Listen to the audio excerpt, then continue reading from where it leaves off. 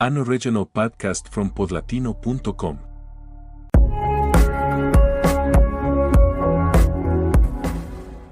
There is a particular moment when a person stops, looks ahead, and realizes they cannot move forward just yet. There is no wall. There is no danger sign. Just other people standing in front of them, waiting for the same thing. That instant, so ordinary it barely warrants attention, is the result of centuries of social engineering, applied mathematics, and bureaucratic decisions that no one made together, but that ended up forming a global system. The line is not simply an accident of modern life. It is one of the most sophisticated structures human beings ever built, without realizing they were building it. To understand how we got here, you have to go back quite a ways.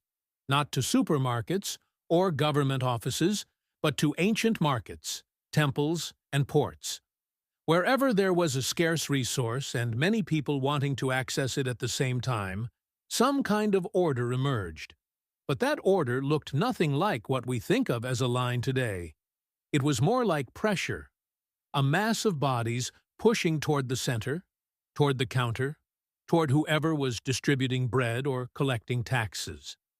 The strongest, the fastest, or the most influential got there first. There was no turn. There was a quiet, constant struggle. In the large cities of medieval Europe, markets were scenes of perpetual shoving. Guilds tried to regulate access to certain resources, but the idea that each person would take a place in an orderly sequence and wait patiently for their moment was still entirely foreign. What existed was hierarchy. Who went first depended on rank, occupation, or gender. It was not a fair system, but it was a system. It worked because everyone understood the unwritten rules. The shift began with the growth of industrial cities in the 18th and 19th centuries. More people, more concentrated demand, more need for order. Bakeries, post offices, and bank teller windows started generating crowds that shoving could no longer resolve. That is when something so simple it seems hard to believe it took so long finally appeared. The line. The queue in the strict sense, where each person stands behind the other, and that position determines when they will be served. No negotiation. Order of arrival becomes the only criterion that matters. This idea seems obvious now, but it required a deep cultural shift. It means that one person's waiting time is equivalent to anyone else's. That it does not matter who you are, only when you arrived. That egalitarian logic was, at the time, an implicit political statement.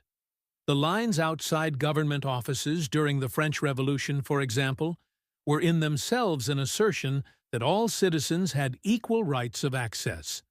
The queue was not just a mechanism of order. It was a way of saying that no one stood above anyone else. But the line as a cultural practice has a structural problem. It works well when there are few people, but it becomes chaotic as volume increases.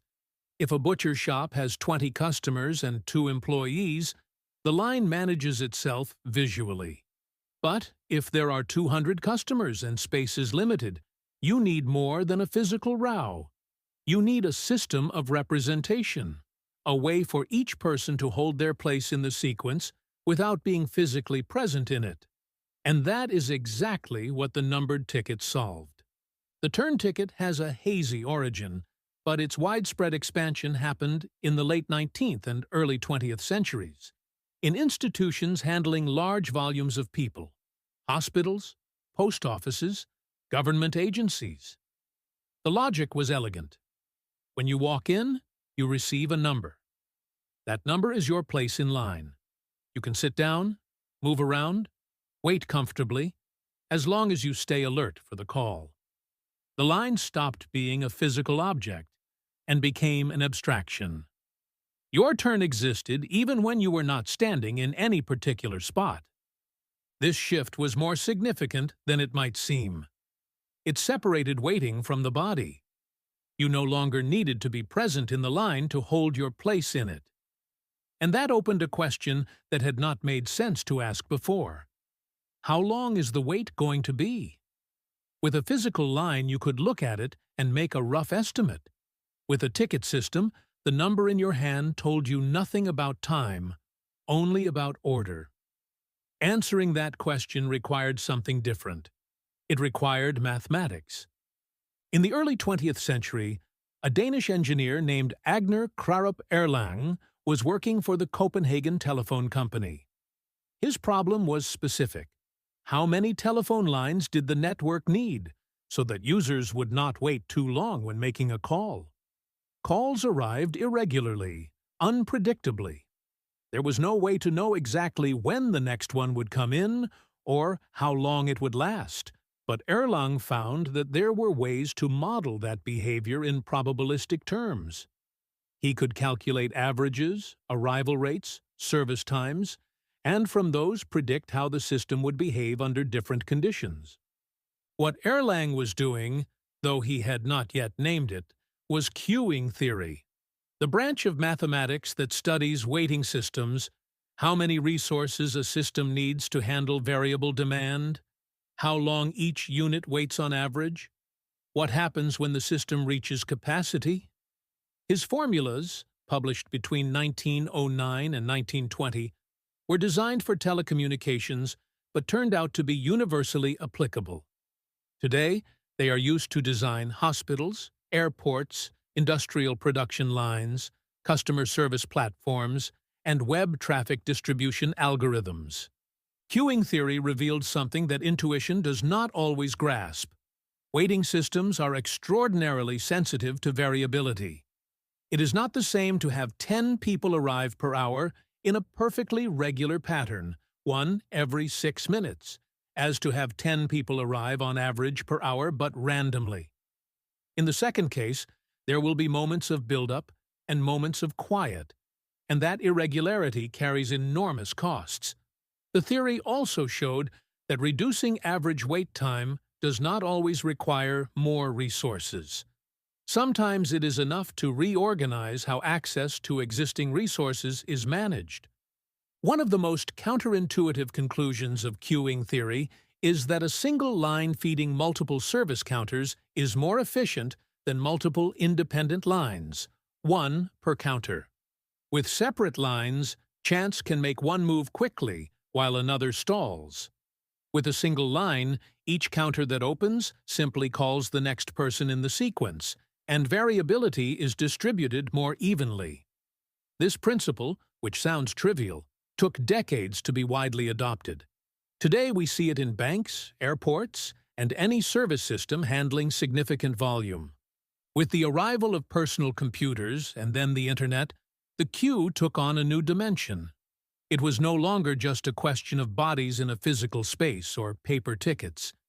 It was a mathematical abstraction that could be executed in code. The first digital turn management systems appeared in the 1980s, in hospitals and government agencies. They replaced mechanical ticket dispensers with screens and terminals, but the logic was the same. What changed was the ability to measure, record, and analyze. Every turn was logged. Every wait time could be calculated. Every bottleneck could be identified. But it was the mass expansion of the Internet and smartphones that brought the queue its most radical transformation. The line became invisible. When you buy a ticket to a concert, and the system tells you that 20,000 people are trying to access at the same time, and your estimated wait is 40 minutes. You are in a line. When you call a customer service number, and an automated voice tells you that you are 8th in the sequence, you are in a line. When you request a ride through an app, and the algorithm assigns you the nearest available driver, you are being managed by a real-time queuing system. You just cannot see it. These invisible lines are, in many ways, more complex than physical ones. They no longer sort purely by arrival.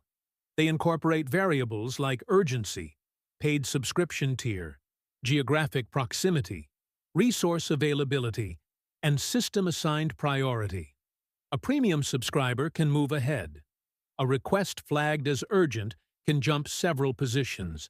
The implicit equality that once defined the historical queue, that principle that everyone waits according to order of arrival, became negotiable, customizable, automated. The servers that support global services handle millions of simultaneous requests. Each one is, in essence, a unit in a queue. The algorithms that decide which to process first, how long each one waits, how to distribute the load across different computing resources, are sophisticated variations on the same principles Erlang formulated for Copenhagen's telephone lines more than a century ago. The scale changed dramatically. The core logic held. Something is lost in the invisible queue, and something is gained. What is lost is the shared experience of waiting together. The physical line has a social dimension that the digital turn does not replicate. When you wait in a line, you see who is ahead of you, you estimate how long it will take, you talk, or simply share time with strangers who want the same thing you do. There is a direct sense of where things stand. What is gained is convenience and efficiency. You can wait anywhere, focus on something else, receive a notification when your turn arrives. The wait has not disappeared, but it is no longer a physical presence. What remains, in both cases, is the fundamental logic that began taking shape centuries ago. There are more people than available resources at any given moment, and the order in which those resources are accessed needs some kind of system.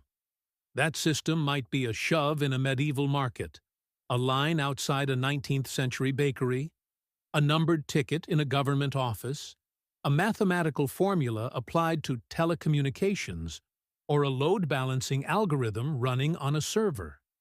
Different ways of solving the same problem that appears whenever someone's time has value, and the resources to serve them are finite. Waiting is not going away. What keeps changing is how it gets organized. And behind every version of that organization is a story of necessity, ingenuity, and decisions that no one made with the whole picture in mind, but that ended up building something that works.